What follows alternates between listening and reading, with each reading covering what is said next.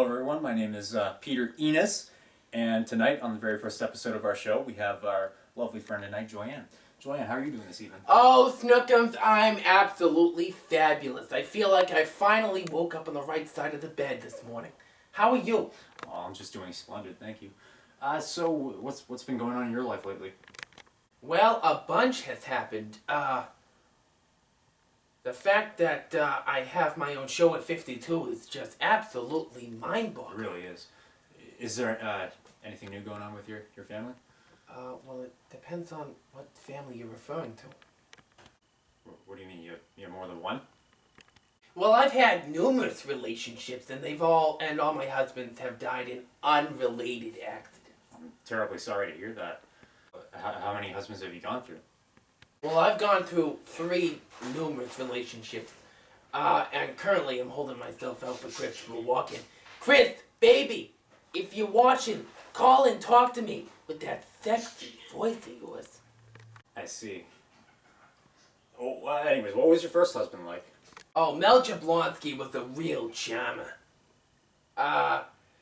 He had chest hair and back hair, and that was the time before manscaping, don't you know? Yeah. Anyways, how did he pass away? Well, Mel pulled a Kurt Cobain one day because I was way too much woman for him. Oh yeah, I'm sure that's the reason. Anyways, who was your second husband?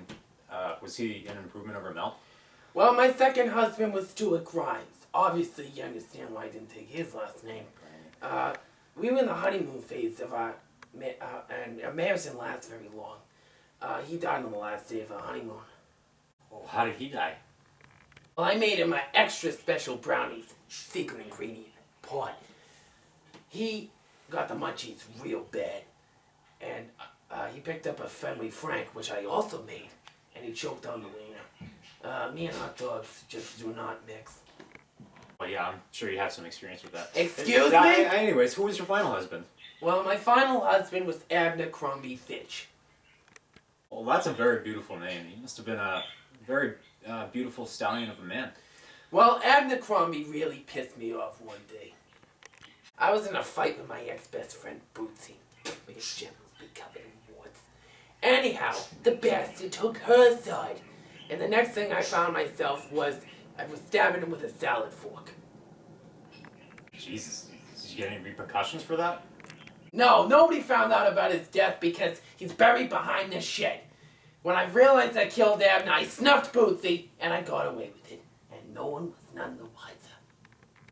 Well, I mean, you just told me that, and I could turn you into the police if I wanted to. This is video evidence. Oh, well then everything I said was a joke. The whole explanation was a joke. God, you have no sense of humor. My mom says I'm funny. Well, I'm not your mother. Now, you do your job, or I'll stop making friends. Okay, sorry. Okay, you got any kids? Yes, I do have one.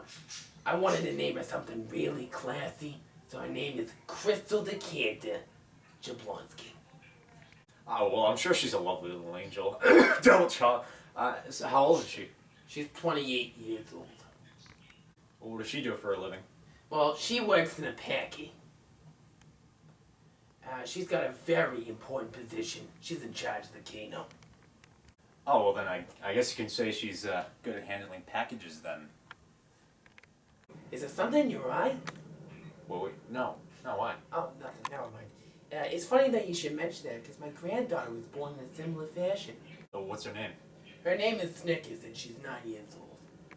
Is there any reason why you chose Snickers as a name? Well, it's a really long and complicated story. My daughter was in the middle of labor, and she told me, "Hey Ma, can you go down to the hospital cafe and get me a Snickers bar?"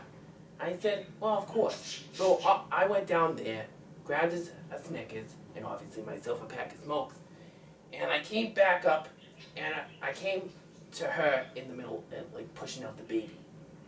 So I said, "Here, honey, here's your Snickers." And right as she said Snickers, the baby came out of a puss like on a slip and slide. Well, that's a very interesting story. Anyways, you have any friends worth mentioning? Well, my old best friend's name was Bootsy up until that dreaded day she stole my seat at the hair salon. Who the hell does she think she is? Anyway, my new best friend, his name is Marie Goldberg. Did you know that she's in the acting biz? Well, clearly not because I don't know her. Truly? Yeah, no, sorry, the name doesn't ring a bell. Well, it doesn't matter. All I can say is she's one hell of a good friend. Moving on now. How was your childhood? Well, let's go back to the day I was born. I was born... Oh my God, where was I born? I was born in a North Korean holding cell. Oh, no, I'm sorry, that wasn't me. I was born in the back of a taxi in the middle of Hoboken, New Jersey.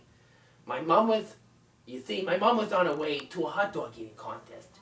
Evidently, she didn't even know that she was pregnant. Thus, she was feeding for two. You seem to like smoking a lot. How long have you been doing that for? Well, I'm 52 years old and I've been smoking for 53 years. How's that even possible? I don't know what to tell you. Some babies come out crying. I came out in a vaginal puff of smoke. My parents used to give me a pacifier, but it didn't work, so then they gave me a lucky strike and they didn't even hear a peep out of me. Did you raise your daughter like that too? Nah, Crystal didn't smoke. She chewed. I see. Well, anyways, do you have any other habits besides that? Drinking, maybe? No, just into girly men like you, baby.